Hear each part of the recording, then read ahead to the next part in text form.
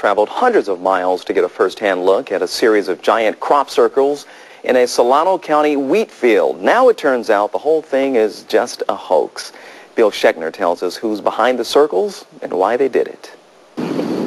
People continue to come to the crop circles today. Some were silly. What's with the tinfoil hats? It's so the aliens don't suck out our brains. Others less so. How long have you been lying here? Oh, just for a few minutes. Yeah, I have metastatic cancer, so well, I'll try anything. It's been 2 weeks since the circles appeared in a Fairfield wheat field. Today, not aliens, but 4 teenagers claimed responsibility. The 4, some reportedly on probation, had an anonymous press conference. They said they saw a documentary about crop circles, decided to try to make some. They used planks and ropes. Just being out in the field and just doing something that nobody's done in this area. It was interesting and different. At the circles, they doubted the story. The size didn't match, and the claim of mashing by moonlight was hollow. And there was no moon at that time. It was a new moon. So they've already been caught in their first lie. Over at his fruit stand, which has now added T-shirts to the menu, Larry Balestra, the farmer who owns the field, said he's not angry. Look at the business, just dubious. Somebody or something.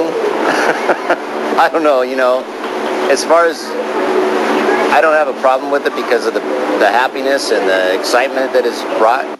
Meantime, the visitors continue to arrive, bringing their own explanations. Does this have something to do with the CIA sending messages? This, my opinion, is. And appreciations. I just know that I'm in the middle of this beautiful circle, and it's a beautiful geometric pattern that we can walk in. Do you feel anything? Well, it's a lot different than Disneyland. Could be it's a more fruitful approach than trying to figure out whose work this is. In Fairfield, I'm Bill Schechner. And we should also add, as for the other crop circles around the world, the boys say they don't believe all of them, or they do believe, they don't believe, rather, let me get this right, all of them are the work of humans.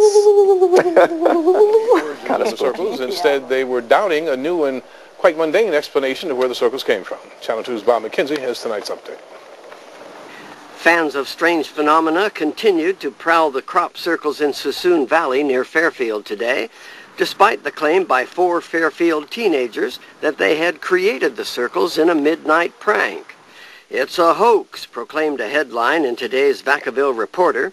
The story hid the identities of the 4 young men who told a freelance reporter they had made the circles using a 30-foot water ski rope, some other rope and tape, and a couple of boards. Believers in alien visitors were not fazed by this report. Anytime anything happens, even an explosion, some group or some person is going to try to take credit for it, even a rape or a murder. It's commonly known. Nothing can happen that's newsworthy that somebody won't try to get a little glory out of. No kids, no adults could have made this thing, especially in one night. Check it out. Larry Balestra, the farmer who owns the wheat field and who also owns a very busy fruit stand up the road, says he doesn't believe the boy's story. Well, the reporter that sold it or whatever, she's an independent reporter. Oh. Yeah. So said she was out in the crop field, the crop circle, and she overheard these kids telling somebody else, and so she tried to investigate, and she said there's a few discrepancies for what she told me, and you're not sure this is real? Somebody might have done it, but I don't think it was these guys. Doubters of the boys' story point out that, according to the newspaper, 3 of the boys are on probation for crimes relating to theft and thus may not be reliable sources. But if the boys didn't do it, who did? CIA, part of it. The CIA? Yeah, I think part of it's probably real. One visitor pointed out long, thin grooves in the wheat, which he called phantom channels or sympathetic vibration channels.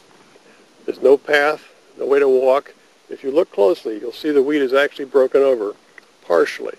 It's as if it's an extra sympathetic vibration or something. Sonoma County sheriffs say they won't investigate the story of the 4 boys unless they get a complaint, and so far no one has complained. And Larry Balestra's fruit stand is doing a brisk business in crop circle T-shirts at $12 a pop. So it would appear there's still a mystery out here, and no one can yet say for certain who or what made these crop circles. In the Sassoon Valley, Bob McKenzie, KTVU Channel 2 News.